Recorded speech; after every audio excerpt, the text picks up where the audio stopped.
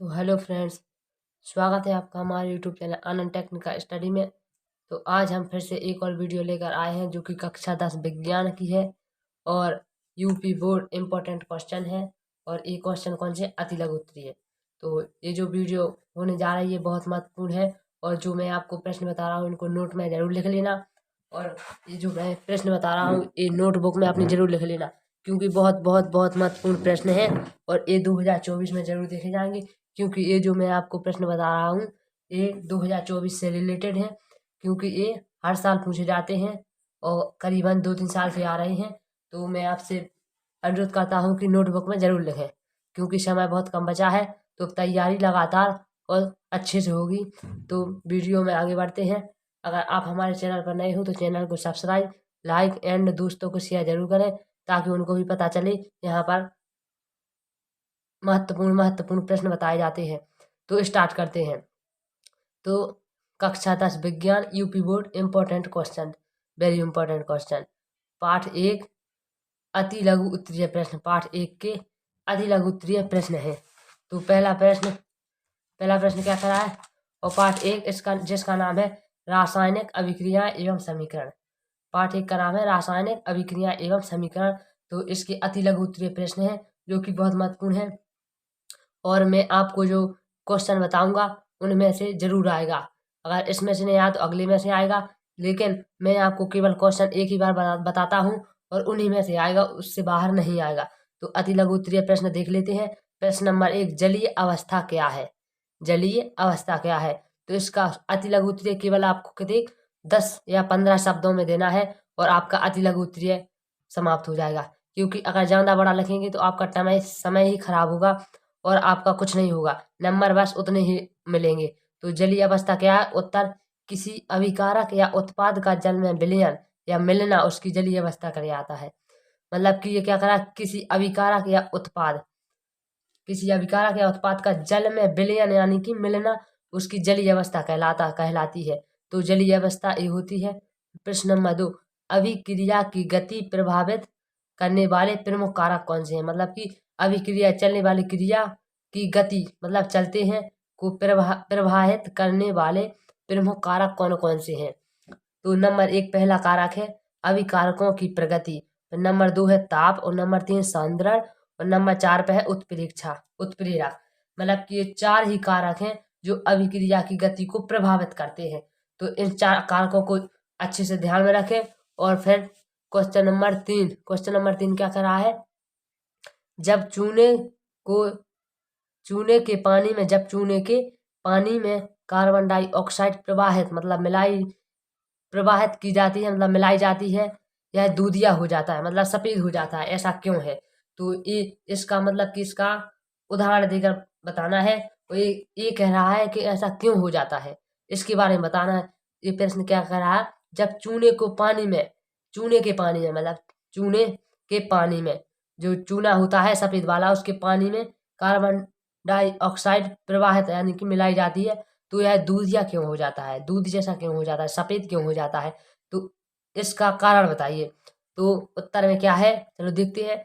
चूने का पानी कैल्शियम हाइड्रोक्साइड, मतलब कि चूने के पानी में क्या होता, कैल्शियम हाइड्रोक्साइड कार्बन डाई में संयोग करके कैल्शियम कार्बोनेट, यानी कि चूने का पानी और इसमें होता कैल्शियम हाइड्रोक्साइड, और कार्बन डाई ऑक्साइड से मिलने पर जो क्रिया होती है का अवक्षेप, चूने का पानी कैल्शियम कार्बन डाइऑक्साइड के संयोग करके कैल्शियम कार्बोनेट का अवक्षेप बनाता है, मतलब कि अवक्षेप बनाता है, जिससे चूने का पानी दूधिया हो जाता है। मतलब कि अवक्षेप बनाता है, मिलाने पर अवक्षेप बनाता है, जिससे चूने का पानी दूधिया हो जाता है। तो दूधिया हो जाता है। तो इसका उदाहरण देख लेते हैं क्यों कैसे हो जाता है। तो सबसे पहले क्या है, यह है कैल्शियम हाइड्रोक्साइड। कैल्शियम हाइड्रोक्साइड का सूत्र क्या है, Ca कोष्टक में OH2 और कोष्टक में फिर AQ plus CO2 carbon dioxide, ये है गैस, और ये है एक कौन सा पदार्थ, और CaCO3 और फिर प्लस H2O जल, मतलब कि कैल्शियम कार्बोनेट में जल मिलाए।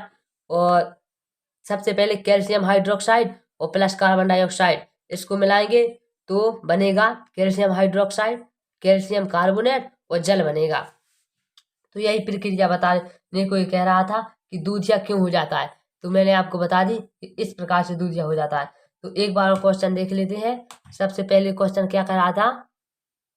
क्वेश्चन कह रहा था जब चूने के पानी में कार्बन डाइऑक्साइड प्रवाहित की जाती है तो यह दूधिया क्यों हो जाता है। तो चूने का पानी यानी कि कैल्शियम हाइड्रोक्साइड कार्बन डाइऑक्साइड में संयोग करके कैल्शियम कार्बोनेट बनाता है, कैल्शियम कार्बोनेट का अवक्षेप बनाता है या फिर बनाता है, जैसे चूने का पानी दूधिया हो जाता है। यानी कि ये उदाहरण में आपको समझ में आ ही रहा होगा। चूने का पानी क्या है? Calcium hydroxide. तो इसका सूत्र लिख दिया, प्लस कार्बन डाइऑक्साइड को जोड़ दिया, मतलब संयोग। इसी में अभी हाल बताया था कैल्शियम हाइड्रोक्साइड और कार्बन डाइऑक्साइड में संयोग करके यानी कि मिलाने पर कैल्शियम कार्बोनेट और जल उत्पन्न होता है। इसी प्रकार से दूधिया हो जाता है।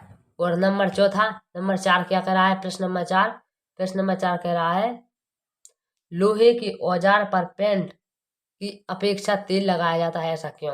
मतलब कि जो लोहे के औजार होते हैं उसमें पेंट करने पर तेल क्यों लगाया जाता है? ये कह रहा है कि उस पर तेल क्यों लगाया जाता है। तो देखते हैं, लोहे के औजार पर पेंट की अपेक्षा तेल लगाना, यानी कि जब हम किसी भी चीज में पेंट लगाते हैं तो उसमें डीजल या फिर कोई तेल मिलाते हैं जिससे वो जंग मंग ना लगे। तो लोहे के औजार पर पेंट की अपेक्षा तेल लगाना वांछित समझा जाता है क्योंकि औजार का प्रयोग करने पर पेंट आसानी से छूट जाता है। यानी कि जो डीजल होता है यानी कि तेल होता है, जो तेल इस काम में आता है कि पेंट जल्दी छुटाने के काम में आता है। अगर कहीं आपका पेंट लग जाएगा तो पानी से नहीं छूटेगा, डीजल से या तेल ही से छूटेगा। तो ये कह रहा है, और ये मैंने आपको जो 4 क्वेश्चन बताए हैं ये बहुत महत्वपूर्ण है। एक बार देख लो पूरे क्वेश्चन। तो ये 4 क्वेश्चन है, ये 4 ही क्वेश्चन बहुत महत्वपूर्ण है और इन 4 क्वेश्चन को नोटबुक में जरूर लिख देना। इस 4 क्वेश्चन को नोटबुक में जरूर लिख लेना क्योंकि ये 2024 के रिलेटेड है और यूपी बोर्ड यानी कि सभी बोर्ड में आ सकते हैं। तो ये 4 क्वेश्चन 100% नोटबुक में लिख लेना। तो अगर आपको वीडियो अच्छी लगी हो तो लाइक शेयर एंड नए हो तो चैनल को सब्सक्राइब जरूर करें। मिलते हैं इसकी अगली वीडियो लघु उत्तरीय प्रश्न की तरफ।